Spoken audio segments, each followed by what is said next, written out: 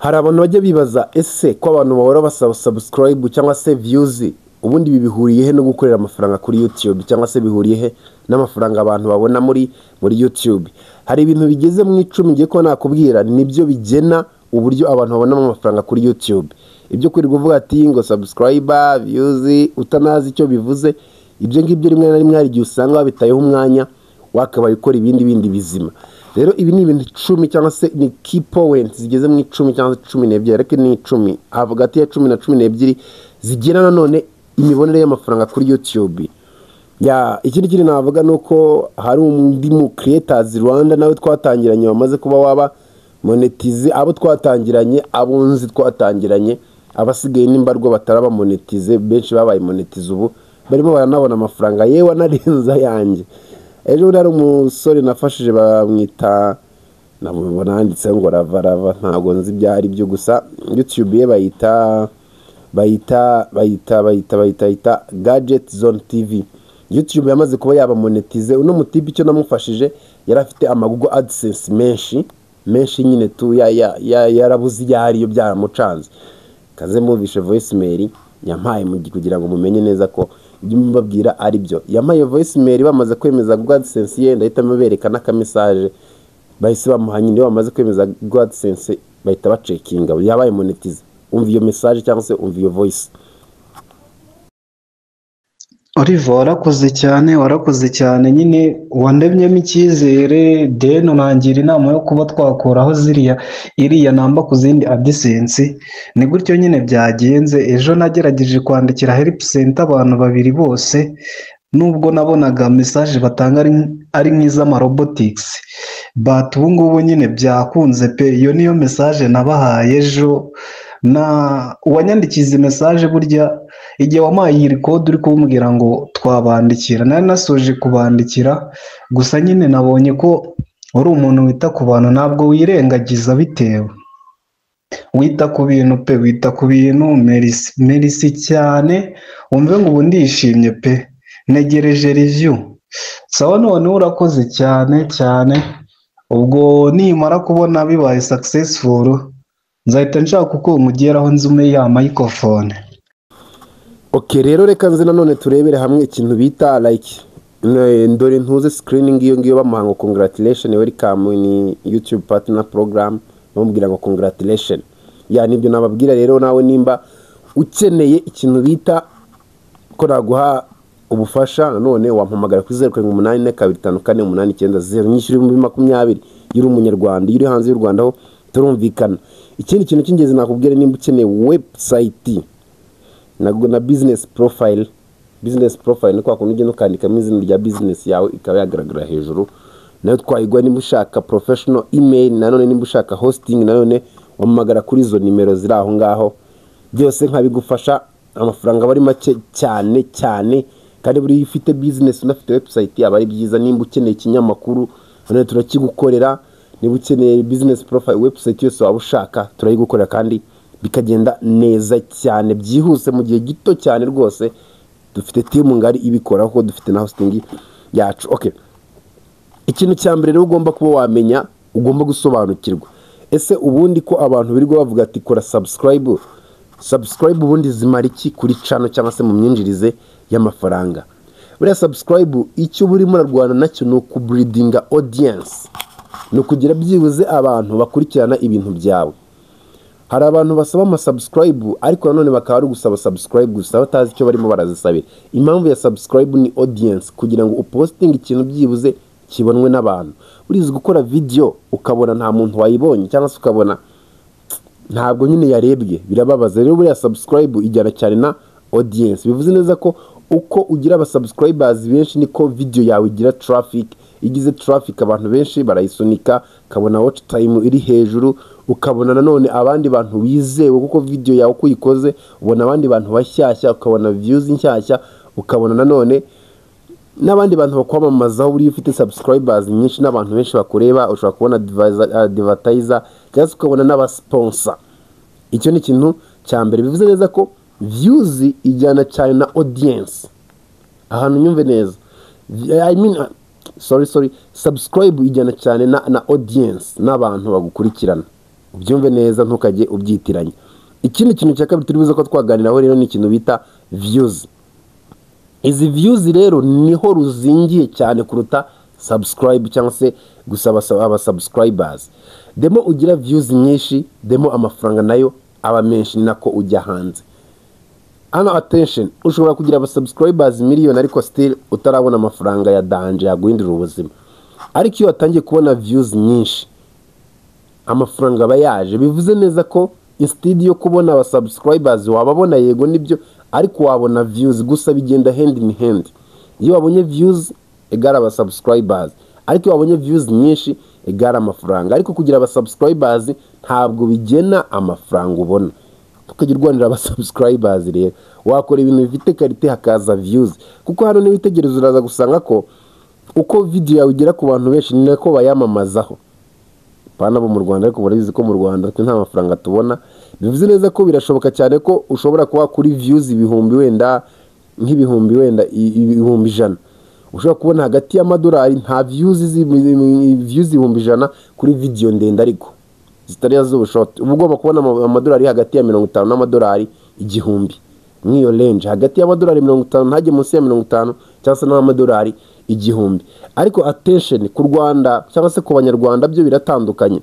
Ushobora kuhagira izo views ibihumbi 100 ariko nanone audience yawe iri mu Rwanda. Icyo gihe nta ni dolari na rimwe ubona cyangwa se ukabona make. Buriya abarundi, audience y'abarundi kuri YouTube ishobora ifite agaciro kuruta audience y'inyarwanda, kuko audience y'abarundi yo wayibonye barakwishyura, mu gihe y'inyarwanda yo batakwishyura. Iki kintu kirasobanutse, muracyumvise neza. Ikindi kintu cya gatatu uracyingenzi nanone rero buriya ukeneye gufocusingaho cyane ni ikintu bita watch time. Watch time ni igihe kingana iki abantu barebye video zawe. Buriya YouTube igiye gupromotinga video ireba ya video abantu barimo barareba bagatinda. Buriya ntabwo YouTube ireba views kugira ngo promotinge video, oya, ahubwo iritegereza ikareba ese koko aba bantu barebye no video igihe kingana iki. Iyo ibonye video bayirebye byibuze agahe kanini mu kuntu, cyabona wenda ni nka video y'iminota nka 10, nigeze kubibabwiraho, gasanga abantu bo average duration cyangwa se barimo barayireba igiteranyo cyayo kirimo kiragera mu minota 6, ari minota 10 video yose. Video igira amamiliyoni n'amamiliyoni, igira abantu benshi bayireba. Niyo mpamvu indirimbo nyinshi uzajya ubona zibona views, nuko indirimbo igizwe n'iminota 3 narimo barayireba, basanga barimo barayireba iminota 2 cyangwa se bayirebe bayirangiza. Icyo gihe rero YouTube irayiboostinga cyane. Rero uko ugira watch time iri hejuru niko noneho n'ama ad nanone agenda aba menshi nanone muri video yawe, ni nako abantu bayareba, ni nako amafaranga aza, bikanatuma na algorithm nayo ubwayo iboostinga ya video ikarebwa n'abantu benshi cyangwa se video ikajya viral. Icyo ni ikindi kintu cy'ingenzi nanone ukeneye kuba wamenya. Ikindi kintu rero buriya cya kane nanone kiri buze kuba cyatuma ubona amafaranga cyangwa se kigena amafaranga ni ikintu bita niche. Video yawe ibarizwa he cyangwa se CPM yandi magambo, cost per click. Ibi ngibi rero bijyana cyane na topic nanone abantu benshi bavugaho. Buriya hari topic ziba zigira amafaranga. Buriya nka category channel yawe irimo igena amafaranga, channel yawe iri buze kuba yabona. Ibyo bintu narabiganireho kandi nanone ndanabisobanuraho cyane, abankurikirana murabizi. Biba byiza cyane rero kumenya niche yawe cyangwa se kumenya ibyo ukora category biherereyemo. Nimba ari technology, nimba ari finance, nimba ari business. CPM yawe biba bifite technology, finance na business iza zifite CPM iri hejuru, kuko CPM yayo ibiri hagati y'amadolari 10 n'amadolari 30 CPM. CPM navuga ko ni cost per mile. Dino none hakaza indi ya kabiri. Inoneho category zigira amafaranga make, channel yawe cyangwa se video yawe nimba iri mu category, tuzatungurwa no kubona ubonye amafaranga make. Ikintu bita prank, n'ikintu bita vlog, n'ikintu bita entertainment. Akenshi cyane ziriya category zigira amafaranga makeya. Niyo mpamvu uzajya ubona abantu bari mu mapranka, bari muri entertainment, ibintu nk'ibyo mu mavlog. Akenshi cyane CPM yayo nyine ibiri ni hagati y'idolari 1 n'amadolari 5, mu gihe technology, tech, finance na business yabiri CPM iri hagati y'amadolari 10 n'amadolari 30. Akereka tuze rero bivuze neza ko rero niche cyangwa se category channel yawe irimo igena cyane nanone amafaranga uri buze kuba wabona. Ibi biri bituzane ku kintu bita thumbnail na title. Ese koko ni iyihe foto ikurura abantu, ni niye titre. ibi bintu byo nabishyizemo, ariko ni nuko ngira ngo nyine nabyo ntabyibagirwe ko byose murabizi. Ikintu bijyanye na thumbnail na titre ni ibintu bituma video yawe irebwa cyangwa se ntirebwe. Ikindi wenda nakongeraho gato cyane natumye nayishyiramo, nuko in case wakoze video ugashyiraho ukareba average duration, ukareba igihe barimo barayireba ukabona igihe kiri hejuru, ariko nanone ukabona nta views ufite, ujye uhindura title uhindure na thumbnail, abishoboka cyane ko ariho wakoreyemo amakosa. Nibyo rero nakubwira nanone nabyo bigena kuyo abantu iyo bayirebye babona amahadu ukabona amafaranga. Reka icyo cya gatanu twe kugitinda, ahubwo duhita tunyarukira ku cya gatandatu kigena amafaranga uri buze ko wabona kuri YouTube. Icya gatandatu bita geographical audience location, aho abantu bawe baherereye. Abantu batanga amafaranga ya danje, ahangaha nicyo nabishyiriyemo kugira ngo bababwire n'ahantu bita United States of America, muri Amerika, muri Canada no muri Australia. Abo bantu batanga ikintu bita urufito papa.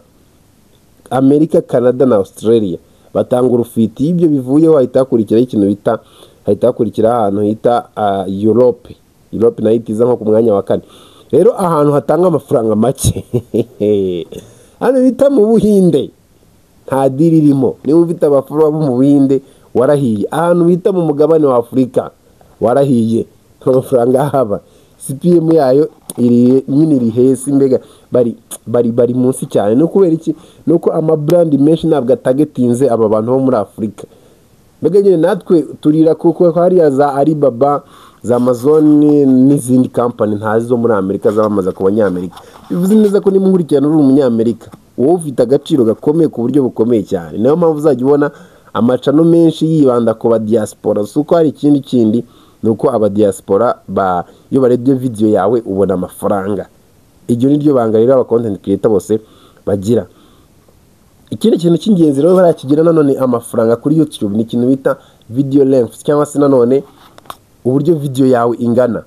Video yawe iyo iri hejuru y'iminota 8, icyo gihe bishoboka ko wagira ama ad menshi kuruta cyane uwo video ye iri munsi y'iminota 8. Kuko nitegereza niyo ugiye kongera ama ad muri video yawe, barakubwira ati wemerewe kongeramo ama ad mu gihe video yawe iri hejuru y'iminota 8. Iyo video yawe iri hejuru y'iminota 8 bakwemera kongeramo ama ad, ariko iri munsi nta ma ad wongeramo nyine to. Icyo ni cyo kintu rero nakubwira none ku kintu kijyanye na video. Bivuze neza ko nimba ufite content yego n'izindi wazirema, ariko nanone nimba uri umu content creator at least wazajya ukora video ziri hejuru y'iminota 8, ariko nanone ntukabye bitewe na audience yawe. Icyo kintu nicyo kintu nakubwira, byongera AdSense income nyine to significance. Ikindi kintu buriya cyangwa nanone kizana amafaranga kwizi nkoranyambaga cyangwa se nanone kwizi YouTube zacu twirirwa twigaraguraho ni ikintu bita brand deal na sponsorship. Brand deal ni kwa kundi ufite aba subscribers benshi, ufite n'abantu benshi bagukurikirana, ukaba wakamamariza abantu. Nkuko nanjye wenda mfite website ya zikora like mfite company ikora ama website ya creator, nayo yitwa Creators Rwanda. Bivuze neza ko ni Creators Rwanda YouTube na Creators Rwanda iri mu bintu nyine ry'ama web development. Wenda ngahita nkwamamariza nkakubwira ati nimba ukeneye website, nimba ukeneye social media management, n'akantu ndagakora. By the way, hari abantu benshi managingira ama Instagram yabo, basanga wenda ni company runaka kabanyi managingira website yabo, nka ose ni ngombwa hako nzabishyira hanze, so nabibasabye kuko ibyo bari ntabwo pfa kubishyira hanze. Ugasanga ni nka company wenda nta n'umwanya babifitiye, bakagerera social media manager. Ibyo bintu nabyo mba nabikora tu, nabikora nkabamenye na social media, nkabamenye ibyo gupostinga, ibitaye byo gupostinga, gutegura ama post. Hari igihe tugukora website hanyuma ugashaka ko tuyigira in charge cyangwa se tuyigira tuyimanaginga, nabyo turabikora, tukamanaginga website zanyu. Ni ibintu byinshi tuba dukora kandi byose bikagenda neza. Ahangaha rero iyo ufite ama brand deal nkayo ngayo kuvuga ngo wenda ndagukora website n'abandi bakaza tukabamamariza baguha amafaranga, icyo gihe nuzajya ubona nshyizemo agatangazo ko kwamamaza, nubwo ntarabibona ujye umenya neza ko abo bantu baba banyishyuye kandi bakanyishyura neza. Ikindi kintu buriya cya gatanu kigena nanone imirebere yawe cyangwa se imibonere y'amafaranga yawe ni engagement. Ese video yawe abantu bari kuyikunda ku rwego rungana iki? Ibi bibarwa mu buryo bwa like na comment na share. Iyo abantu bateye babayihaye like bayikunze ari benshi, iyo video barayikomanda, iyo yagize comment nyinshi nabyo bicigaringa algorithm ko barimo barayireba, none iyo bayisharinze, iyo bayisangije, icyo gihe bigaragara neza ko bayikunze ku rwego rufatika, nyuma none bakayishyira ku bantu benshi. Reward nako YouTube imaze kubona ibintu nk'ibyo ngibyo yita iha high interaction, ibona neza ko hari ikindi kintu gikenewe mu bantu, rero igatangira kwisharinga abantu benshi, kandi koko bikanabyara umusaruro tu. Yani icyo kintu nakubwira. Ikindi kintu rero cya 10 nacyo tugiye kuba twasorezaho ni ikintu bita ibintu by'ubucuruzi, kugurisha product. Uretse hano muri Afurika njya mbikunda kubivuga, wenda ubusanga tutita kwibi bintu, abandi bo busanga ku YouTube channel yabo bafite wenda ama link, wenda Shopify, ariko mwambwiye ngewe abantu munkurikirana mumbwire kuri izimba mukoresha Shopify na zira Amazon, ntagenda ngakreya aho nanjye nkazangira affiliate marketing, nkahita mubwira ati iki kintu niba ugikeneye uri muri Amerika cyangwa se uri muri Europe, koresha iyo link iri munsi muri description ugende ujye kukigura. Abantu munkurikirana mumbwire nimba mujya mubikoresha na za Alibaba, nanjye mu minsi iri imbere nge mbabwira ngo niba ushaka kugura iki gistaff ugendera kuri iyo link. Ibwo nabwo n'ubundi buryo rero wakoresha amafaranga, ushaka kubihuza na YouTube kandi nabyo bikaguha amafaranga menshi cyane, abatipe bakorera amafaranga. Gusa kinaramenya abantu bankurikirana bari muri Amerika, USA, Canada na Australia, mbore mujye mumbwira cyangwa se none umpamagare kuri 0782548890. Nimba uri muri Amerika cyangwa se Canada, umbwire ku bintu bijyanye na Shopify nimba muyikoresha, cyangwa se Alibaba, Amazon. Menye audience yanjye nyine tu, kuko hari amafaranga, kuko nimba ugiye kugura nk'ikintu wenda ugitumiza ntaho ukabagendera kuri link yanjye, bashobora kuba bagira udufaranga bamba, nubwo kwa bari duki cyangwa se $2 cyangwa 3, ariko unteje imbere kuruta uko wajya kuri app yabo ukagurirayo ikintu. Rero bisaba kuba bifite amakuru, nanjye ibyo ndi bibashakira amakuru, then nzaza mbabwira uburyo bimeze nanjye niba zaba yampaye abantu bankurikirana. Okay, nibyo bintu rero nakubwira. Ikindi wakoze cyane kubana nanjye, tubarane mu bindi biganiro. Iyi ni Creators Rwanda, mumaze kuba mwabimenyera. See you.